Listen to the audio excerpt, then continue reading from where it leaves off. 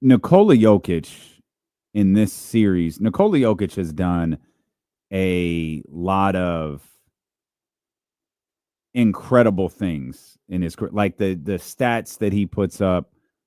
Obviously the MVP season, like he is a phenomenal player. He's never been a guy where it's like, man, I kind of just watch him and I watch him in amazement, but I don't often like, oh, the Nuggets are playing, I'm going to tune in to watch Nikola Jokic. That might have changed.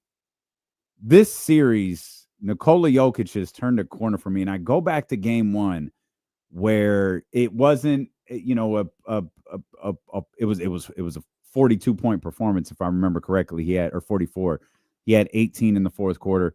They roughed him up. That was a very, very physical game, and he fought through all of it and helped his team win that game one. This has been the most entertaining series so far. The Denver Nuggets, the way that they have no business being in a three. They're down 3-2, but they have no business being in a series this competitive against the Oklahoma City Thunder. And I had a moment last night, and maybe it was a prisoner of the moment type thing, when Nikola Jokic hit that three. After I reacted audibly to it, and I don't do that very often, I sat there saying to no one who cared, I think he might be the most offensively skilled player in basketball. And I sat there for just a few minutes as I'm like hung up on that shot as Shea comes back and answers. Yeah. And I'm still thinking about Jokic, that he might be the most offensively skilled player we've ever seen. Like the things that he does at this point, they're just like, how does he keep doing this? And this series, if they lose 4-2, is the most impressive Nikola Jokic series I've seen. Because this Denver Nuggets team isn't good enough. And they're not good enough for the reasons that Ramona Shelburne laid out in that article. And we'll dive into that deeper. But the crux, despite some of the nonsense that might have been in it, the crux of the article was, if Russell Westbrook is great, they might win this series. And as much as I love that brother, he was not great yesterday, and they lost by a couple. He had 4 points yesterday. There is no depth to the Denver Nuggets. Absolutely none. Jamal's been good. Michael Porter he's just gone. Like he is not permanently. He is hurt, and he can't offer them anything. A team that has no depth has an injured starter, and it is 3-2. They have a real shot in this series. 3-2, you have a shot, even down, because of Nikola Jokic. And I have not spent enough time on this show giving Nikola Jokic his flowers, and that changes. In a losing, I have more respect for what he's doing in this series that they're losing than I did when they won the title.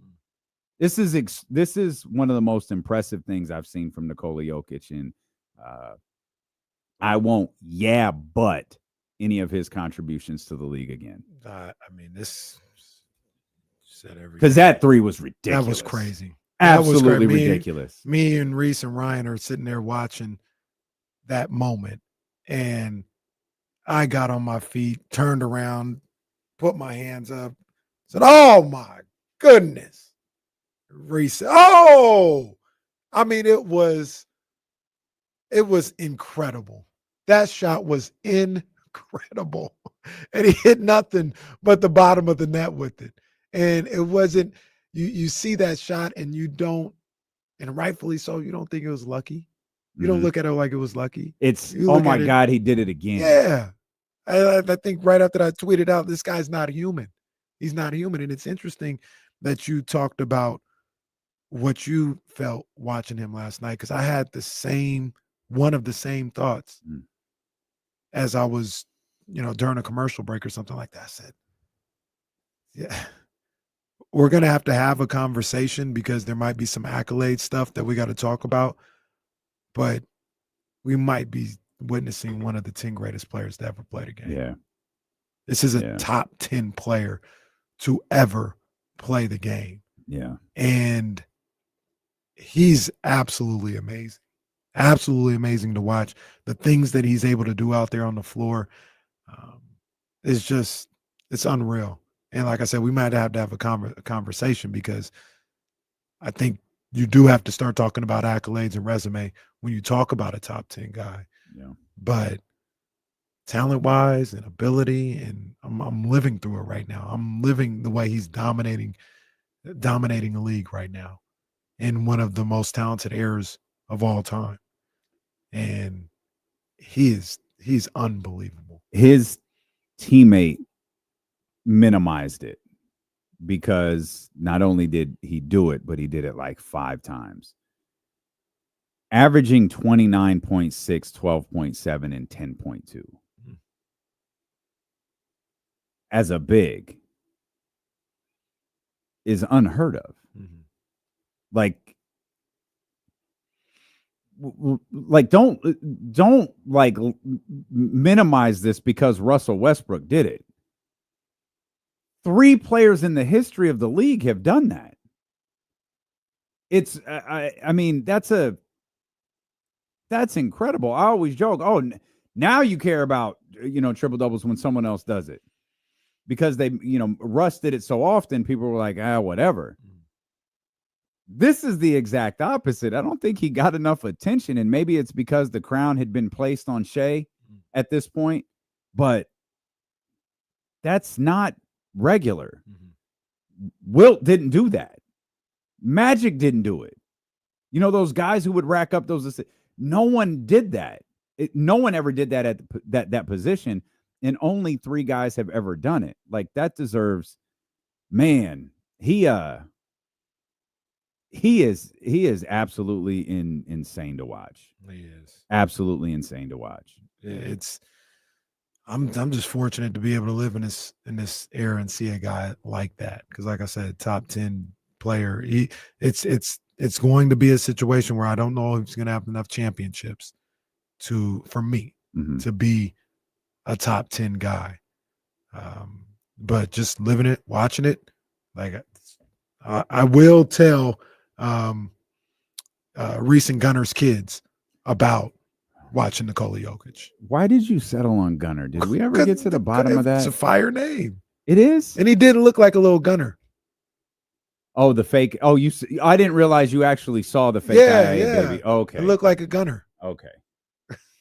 I didn't realize you actually were shown the fake AI baby. Yeah.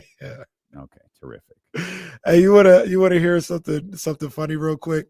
Because you talked about how how nobody had ever done what Jokic is doing with the triple doubles and averaging the assists. And when you were saying that, I was like, he's right. I want to see how close Wilt came to being able to do that. So I pulled up Wilt's Basketball Reference, and I just look over at the stat line, and it goes 27, and no. Okay, the closest he got was like where it was 24, 7.8. This one he was 24.6 and 5. No, I never did it. And then I glanced back over. I said, "Oh, I'm looking at assists and rebounds."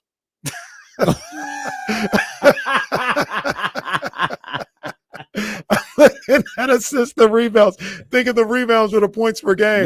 No, there's a couple 50s in there. Oh my gosh, the rebound. One of them was his rookie season. I guess this is 37.6, 27 rebounds a night, only 2.3 assists. You know what Jokic has never done is average 54 and 30 in a season. That's what he's never done. 50.4, 20.5.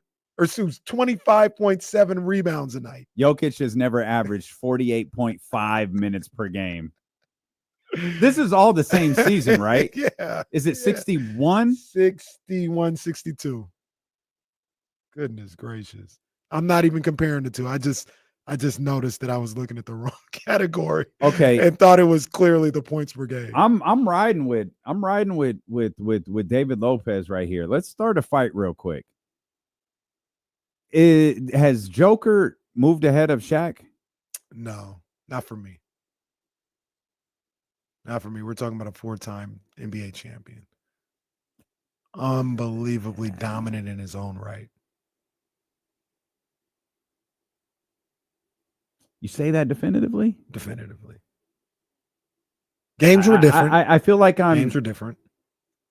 Shaq was more. What do you mean? Shaq was more. Oh, their games. Yeah. Okay, I'm sorry. And the game itself was different too. Shaq played in get the big man the ball on the block, let him back down. I don't go past. Man. You pulled up Shaq. Yeah, Shaq went crazy. So because my goal was to go. I wanted to go 20 to 29. Because that's how old Jokic is. Shaq God was going damn it, crazy, man!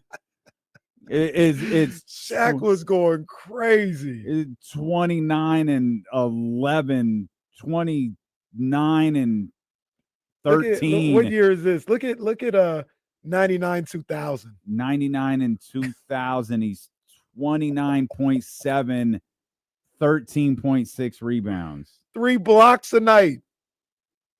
God bless it. The assist number, that was his MVP year. His only MVP year. Did you see what else is going on there?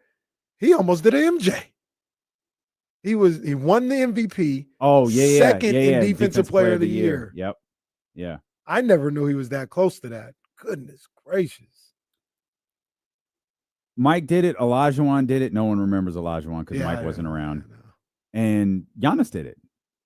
Giannis did do it. Giannis did it. Right. Yep. Giannis did it. It's always going to be considered. Amazingly, LeBron never did. It's always going to be considered a Mike year, though. It's always going to be considered what? A Mike year. A Mike season. MJ season.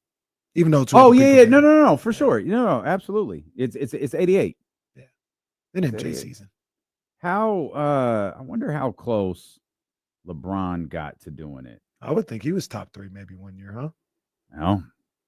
No. Yeah, I mean, yes, he was his MVP, it looks like his first MVP. Yep.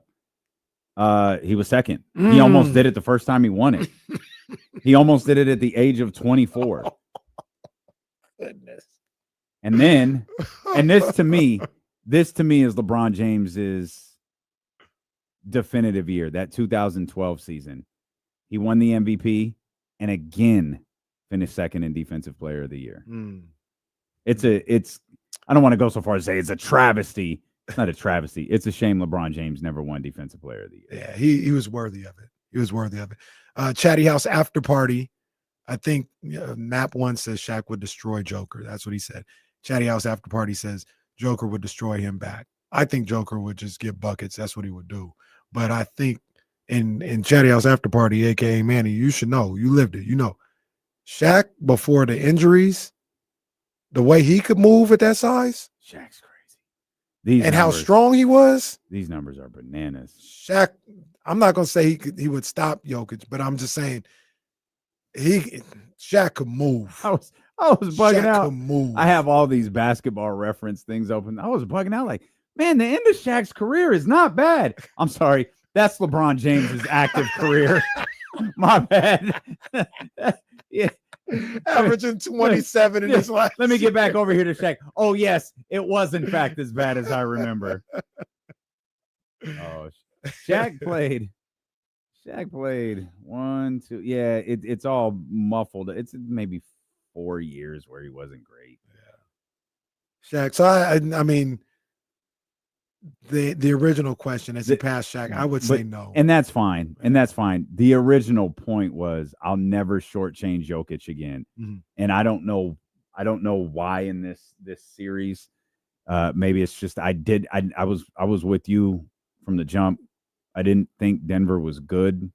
They're certainly not good enough to compete with Oklahoma City. And the only reason they are is him. They had the game right there last night. They did. That is a tough one. That's a tough pill to swallow right there because they were up 12 in the third quarter, late in the third quarter. Yep. And even as much as 9, early in that fourth quarter. And that would have – I was – It felt a lot like the Cavs lead yesterday. It disappeared quick. Yeah. Like the Cavs were up. We turned down to do a break on KSFM and looked up, and the Pacers were down 3. Yeah. It's like we only talked for like a minute and a half. How did that happen? Out of nowhere, man. So I had to I told everybody I was wrong about the Nuggets, man. That team is tougher than a $2 steak. A lot of it is attributed to Nikola Jokic and what he's been able to do with that team. Somebody, when I tweeted that out, was like, yeah, he's the real MVP. He's going to get robbed. Well, the real MVP played like an MVP last night too. Don't get it twisted. Well, yeah, that was some big time shots. That was a heavyweight fight. Yeah. Like, because I mean, that's the thing. Jokic hits that 3 to tie it, and Shea walks right back. And that was actually the moment where because Jokic hits the 3, and I'm like, man, Denver's going to do this. SGA comes right back, and I was like, no, they're not. Like, if that's what SGA is doing, right? They have more. So if they trade baskets to the end of regulation, I don't think Denver can survive 5 more minutes. Yeah, agreed. I don't feel any differently about that, though. I think SGA should win the MVP this year, but Jokic is so this is an all-timer. That was never in question, but let's just reiterate it again. This is a top shelf all-timer that we're watching right now. A team shot like